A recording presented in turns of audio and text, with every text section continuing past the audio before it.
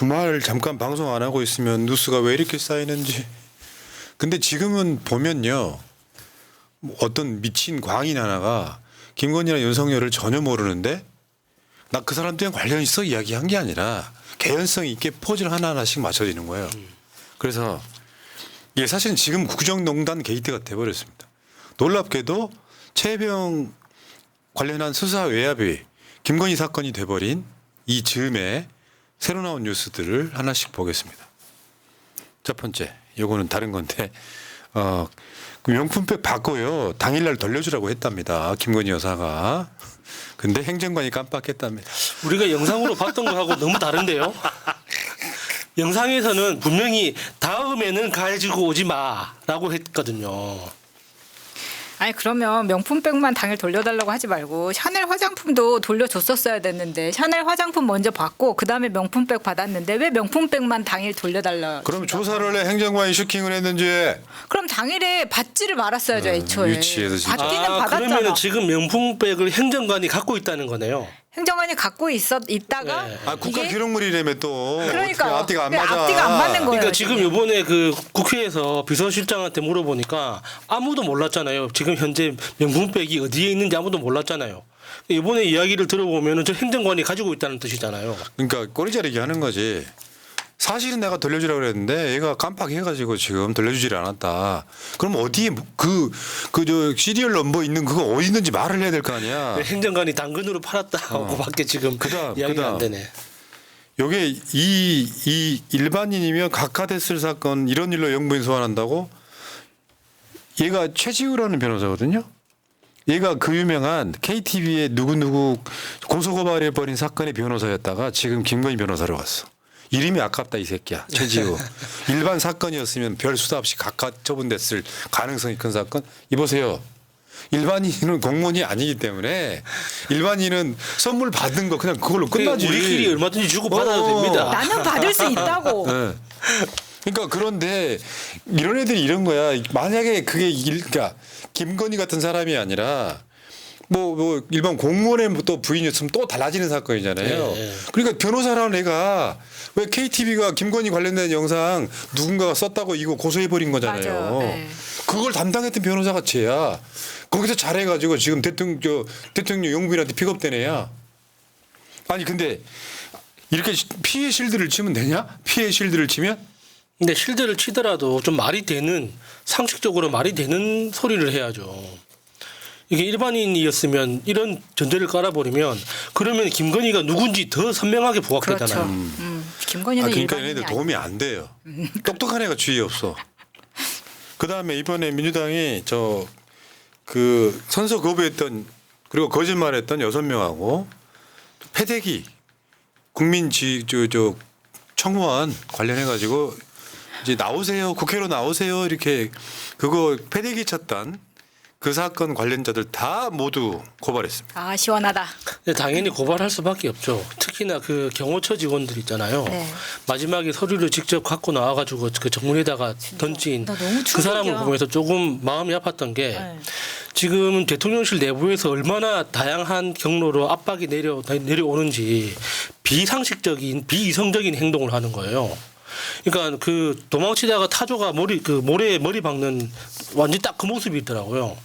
그런 식으로 서류를 내팽개친다고 해서 저 서류의 효력이 없어지는 게 아니잖아요. 네. 지금 고발당한 사람이 이종섭이 당시 국방부 장관, 신범철 국방부 차관, 그리고 임성근 1사단장, 그리고 임기훈 전 국방비서관, 이시원 전 비서관, 상임, 그다음에 박성재 법무부 장관은 상임위 무단이탈로 고발당했어요. 잘한다, 에? 봐주지 마. 그리고 이번에 그 청문회 증인 출석 요구서 길바닥에 내팽개친 대통령실 관계자도 고발. 저 불법행위거든요. 어마어마한 불법행위거든요. 아니 대감집 마름 노비를 하면 자기가 대감인 줄 알고 저렇게 하는 너무 웃긴 것 같습니다 정말. 아 그러니까 저거 받아서 안 나가면 불법이라는 걸 아는 거예요. 그래서 이제 논박을 만드는 거지. 그러니까 더 웃긴 게 받아서 안 나가도 불법이지만 저런 식으로 받는 걸 거부해도 불법이에요. 그렇죠. 네. 그러니까 지금 완전히 이성을 잃은 상태인 거죠. 그거 말고는 설명할 길이 없습니다. 자 여기까지는 이제 다 나온 뉴스고. 도이치 모터스 공범 단톡방 멤버가 있잖아요. 이 이 사람이 이달 초 7월 달입니다. 박정훈 대령을 찾아가서 그 K 변호사 믿지 마라.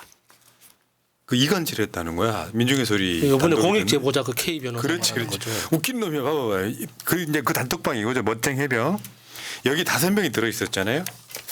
들어 있었는데 이 5명이 누구냐? 그 K 변호사, 다음에 블랙펄 인베스트먼트 이종호, 다음에 청와대 경호처 출신 송모 씨, 경찰 최모 씨, 사업가 최모 씨야. 근데 여기 등장하는 사람은 누구다? 사업가 최모 씨. 사업가 최모 씨. 사업가 최모 씨가 박정훈 대령을 찾아가서 야 K 변호사 믿지 마. 저 누가 시켰을까요? 아, 그 K 변호사가 지금 박정훈 대령 변호인으로 지금 하고 있다고 했던가요? 그렇지, 그렇지. 나중에 합류하긴 했지만 K 변호사가 박정훈 대령 변호인이잖아요. 가서 이런 작업들을 자발적으로 하는 사람이 있을까? 그러니까 뭔가 모종의 회유 작업을 하고 있는 거죠. 그리고 이 사람이 그 국민의힘 쪽에 국회의원들 그리고 당직자들하고도 굉장히 인맥이 있는 걸로 보여져요. 그러니까 국회의원들 보좌관들도 몇 명 찾아다니면서 기억 변호사에 대한 이야기를 하고 이것에 대해서 믿지 말라고 이렇게 설득하고 다니는 거 보면은 이 사람이 누군지는 금방 특정될 것 같습니다. 그리고 같은 해병대 출신이기도 하고 박정훈 대령도 사실 알고 있는 사람이라는 거잖아요.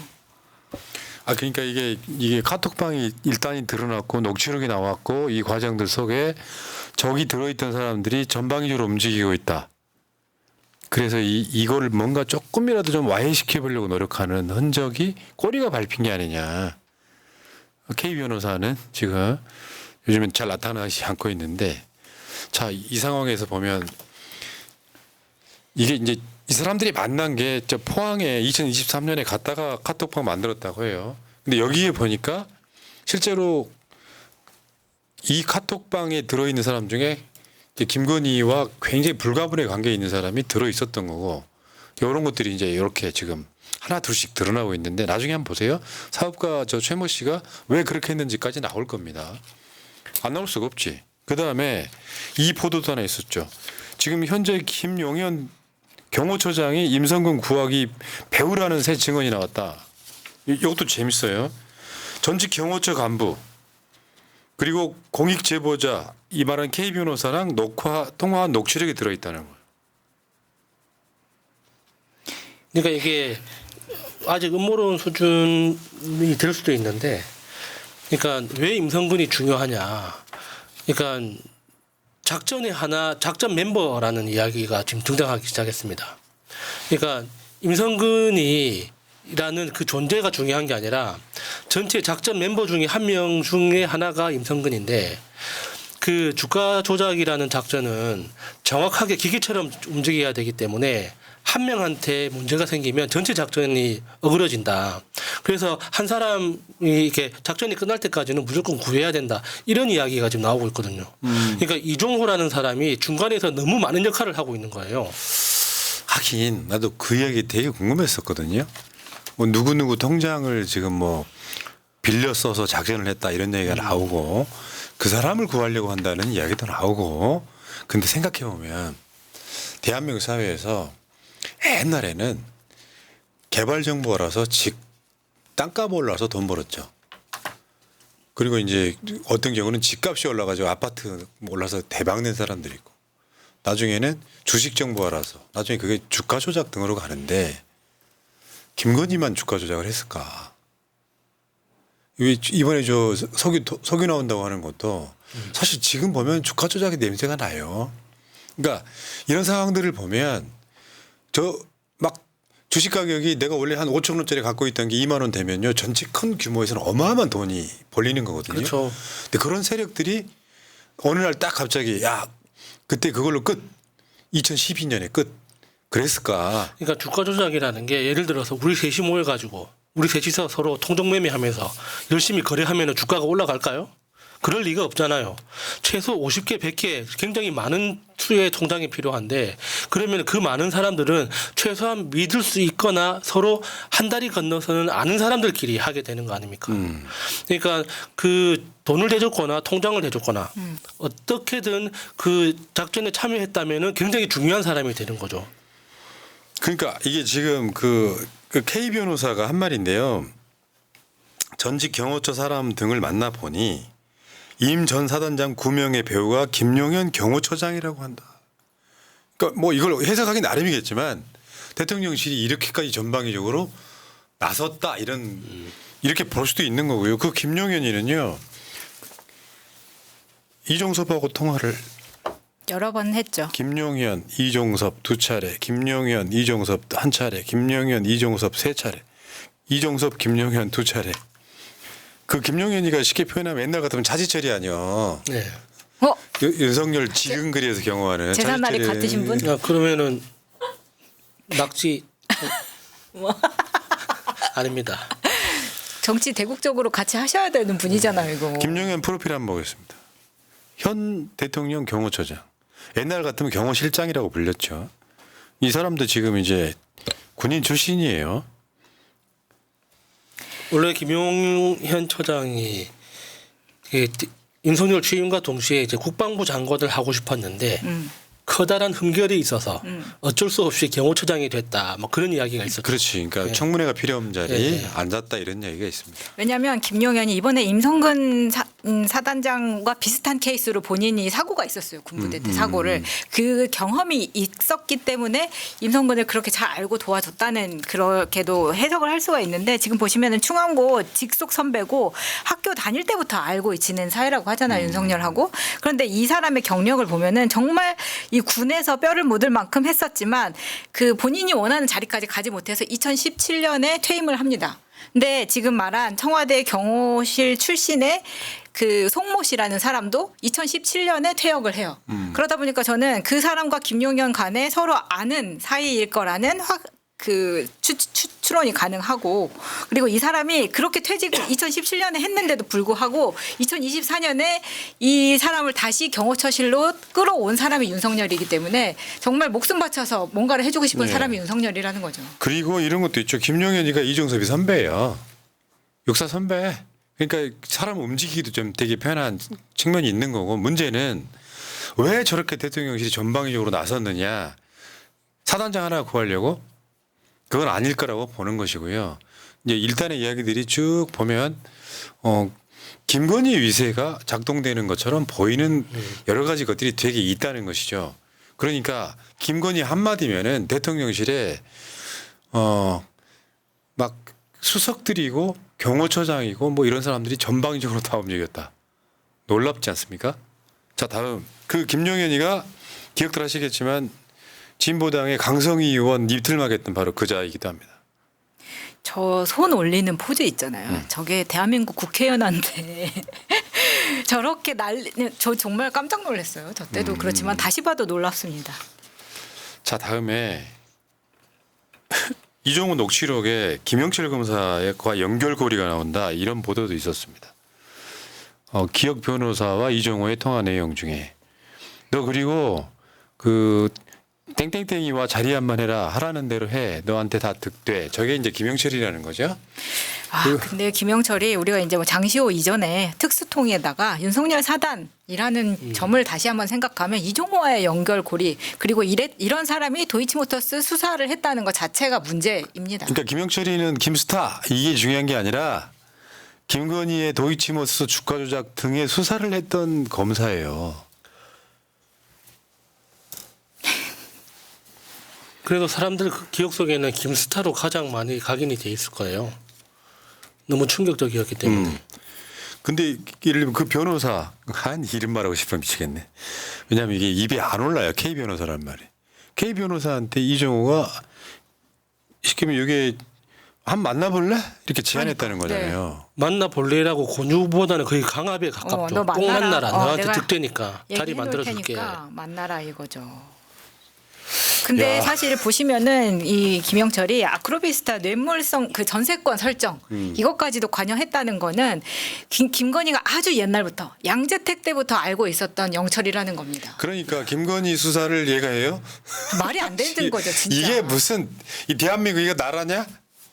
근데 이 자를 이종호가요 그냥 허풍쟁이가 아니라 왜 지금 대통령실도 김건희 라인의 검사들이 있다잖아요. 김건희한테 충성하는. 그럼 이종호 입장에서는 김건희 비서들 이름까지 다 알고 있잖아요. 그러니까 소통하지 않는다고 볼 수가 소통하고 있다고 보는 게 맞는데 이렇게 딱 찍어가지고 만나봐라. 그러니까 내가 너 해병대 선배니까 너 출세하게 해줄게. 뭐 이렇게 하면 만나봐라. 야, 진짜 대한민국 한 80년대로 돌아간 것 같아. 어떻게 이게 가능하냐고. 그 김영철은 김영철이가 지금 김스타로 유명하죠. 요거는 가십이요, 가십 그냥. 가십이긴 하지만 너무 끌리는. 너무 사랑이 넘치는. 네, 이게 이제 뭐 네. KPI의 방송을 썬데이 설로 만들지 마시고요. 단독이긴 한데 이게 장시호와의 부적절한 관계의 의혹입니다. 장시호의 일방적인 주장일 수도 있지만 뭐 나중에 아니라 그랬으니까 이 장시호하고 네. 이종호하고 공통점이 뭐냐면 뻥이었다. 과시였다라고 진실이 드러나면 그런 식으로 답하는 사람들이 있죠. 속지 않습니다. 아씨 고소고발로 피해 가려고 엄청 이제 노력한다. 궁금합니다. 네, 참. 진실이 궁금하네. 다음에 이것도 있어요. 회수 이틀 뒤 임기훈 국방비서관이 국방부 3층을 방문했다. 완전 거짓말이거든요 지금. 그러니까 대통령 비서 중에 한 명인 국방비서관이 국방부를 직접 방문하는 일은 굉장히 드문 일이라고 합니다. 그러니까 지금 임기훈이 이미 방문을 해버렸기 때문에 드문 일이고 원래는 거의 상상할 수 없는 일이라고 하더라고요. 그러니까 그만큼 특별했던 사정이 있었던 거죠. 이게 이제 고발 대상일 수도 있는데 한번 봐봐요. 이게 임기훈 국방비서관 서면 진술서 이렇게 쓰여 있습니다. 국방부 장관 및 해병대 사령관 등 군 관계자에게 최상병 사망 사고와 관련해 의견을 표시하거나 전달한 사실이 있는가요? 없음이라고 말했죠. 그리고 아예 청문회 때는 답을 안 했죠. 선서도 안 하고. 근데 나왔잖아. 거짓말한 게. 다시 생각해 보니까 정말 이상하네요.